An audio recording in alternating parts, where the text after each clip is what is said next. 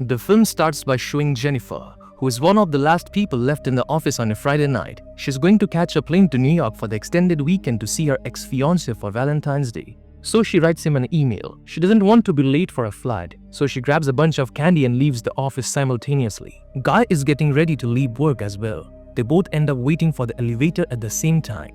Jennifer gets on the 49th floor and he joins her on the 42nd. Guy immediately starts chatting with her and joking. She replies but doesn't seem interested in a conversation. Guy shows her an etching on the wall when the elevator suddenly stops. He tries the keys and alarm button, but nothing works, even though the electricity in the elevator seems to still be on. Guy tries opening the door, but that doesn't work either. They try wavering the operational camera and still no one responds to their calls. Jennifer wonders where the security for the building is and banging on the door, but no one can hear them. Guy gets the idea that there might be an escape hatch, so she climbs on his shoulders and they check on the elevator ceiling. She heard her hand a little banging on it, so he puts her down. 1 hour later, Jennifer realizes that she'll never catch a flight, and even though Guy jokes to lighten her mood, she just curses everything and everyone out. They finally introduce each other and continue with the banter that Guy had started the moment he stepped on the elevator. Since Jennifer does not have any water in the thermos, Guy offers her his bottle. But they joke that they should pop open the wine he had on him instead. Both of them realize that they have bottle openers in their bag and laugh about it. They don't open the wine, but she does accept his water. As a consolation prize for not having any food, Jennifer gives Guy some of the candy. She thinks they should save their rations, though, because they might end up stuck in the elevator until Tuesday. After that, she adds to the drawing elevator on the wall. Sometimes later, they play a game and begin talking about personal things. Guy tells her that he has no one that will be looking for him because he's too obsessed with his job. Jennifer says she's the same. She tells him that she wanted to surprise someone in New York, but that he probably didn't even want her to come. Guy figures that it's about time they open the wine and hands it to her. They drink not to be dead yet. Much later, they are keeping occupied by drawing each other. Guy confesses that he'd actually seen her in the office before. He just didn't share that because he didn't want it to sound like a stalker. She doesn't take it bad, as he thought she would. In fact, she laughs about it. They finish their drawings and show them to each other. Her portrait of him is more on jokey side, while his is more serious. Jennifer apologizes and takes a photo of the drawing, saying she'll make it her profile picture if they survive. Next, they talk about food and they are both hungry. She asks Guy to change the subject. He lists off different things and she chooses a different topic. Gets up and turns her camera on, asking Guy a question. Guy's a little shy, so she shares her story first.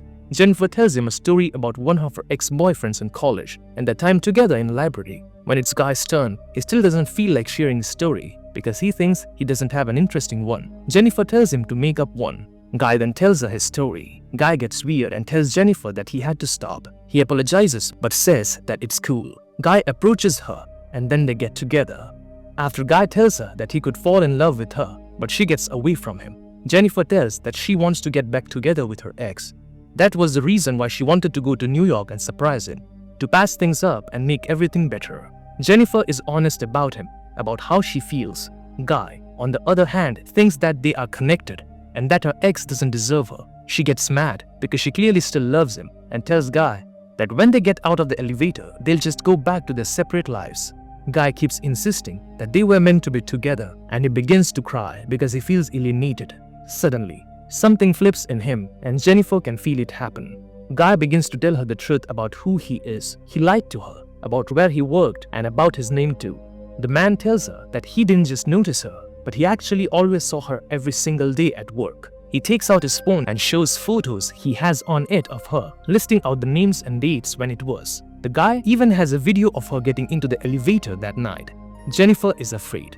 He tells her that he actually is the building's security guard and gets angry when he explains that no one ever notices people like him. She didn't even recognize him even though he works at the front desk. He thinks that he knows more than her ex and tells her that he planned everything that happened that night. The man takes out a key and unblocks the elevator. Jennifer can't believe what he did to her and says that she'll call the cops and he'll rot in jail. He doesn't like that, so he grabs her and they begin to struggle, flailing her legs during the fight. Jennifer breaks the elevator key. They continue to fight and she knocks him out with her shoe. Jennifer is afraid that she killed him, so she approaches him to check when he suddenly jumps up and knocks her down. They both remain unconscious in the elevator. After a while, Jennifer wakes up to find the man conscious already. She asks him why he did it. His reasoning is that he wanted to get her away from everything so that they could connect on a human level. Jennifer thinks that he is not going to get away with it because someone will surely come to get them out. Unfortunately, she finds out that the guy has taken all the shifts for the weekend and the 2 other guards won't be coming in until the extended weekend is over on Tuesday. Jennifer asks what he'll do, and he says that he would rather kill her than go back to prison. He says that he never forced her to do anything, but Jennifer tells him that he kidnapped her. That sent him into a rage spiral. When he calms down, he opens the present that Jennifer had brought for her ex-fiancé. He finds a shirt and a box in the bag. The guy puts the shirt on and tells Jennifer to open the rest of the present. Jennifer opens to reveal cigars, completely with the necessary tools like the cigar scissors and the lighter. He lights the cigar and taunts Jennifer further, even saying that she could have gotten her ex back with all the nice gifts. In a gust of irony, he wishes her a happy Valentine's Day. Sometimes later, the guy apologizes to Jennifer for scaring her and asks if they can reconcile. He asks for another chance and tells her that she doesn't have to answer right away, but to think about it. The guy comments on the travel ad that's playing in an elevator, saying that people in the video look happy together. He tells Jennifer that he'll take her to the resort from the ad one day. He's bothered by the neon light in the elevator that's not working, so he breaks it with Jennifer's thermos. The guy realizes that the light bulbs under the ceiling panels must get replaced sometime. He thinks that he can get the panel off and get out of the elevator though there. As he breaks it open with thermos, Jennifer stands up next to him. He asks Jennifer to give him a boost to get up there, promising that he'll come back for her. However, Jennifer thinks it would be easier if he gives her a boost because she doesn't have enough strength to do it. He doubts that she'll want to come back for him and she'll call the cops. Jennifer tells him everything that he wants to hear and convinces him to give her the boost. She gets on his shoulders and pulls out the elevator. The guy tells her where the ladder and the door are. Happy that they finally managed to escape, Jennifer turns around and gives him the middle finger, pissing him off. As she climbs the ladder, he finds a way to get out of the elevator too. The guy binds 2 pieces of clothing together and throws them over the elevator beam. Jennifer is already moving towards the door as he starts climbing up. He tells her that she better run because now she's going to die. Jennifer gets close to the door when he already reaches the level she's on and follows her. She opens the door and screams for help. Then he suddenly grabs her and hurls both of them back in the elevator. They both fall unconscious. Jennifer wakes up first and sees the fire sprinklers, conceiving a new plan to get herself out. She tries to activate the fire alarms by lighting a cigar, but when she doesn't manage that, she starts a small fire. As the elevator fills with smoke, the guy wakes up and she punches him, breaking his nose. Jennifer succeeds in restraining him with a piece of clothing. He tells her that the fire alarm won't come on, but that they'll just get soaked and electrocuted. Jennifer threatens to seriously hurt him and make him confess to everything that he's done to her. She turns her camera on and shoots herself, explaining what happened. Jennifer turns the camera on him and asks for his real name. He says he's called John Deacons. John confesses that he got them stuck in the elevator on purpose. He even etched a drawing on the wall.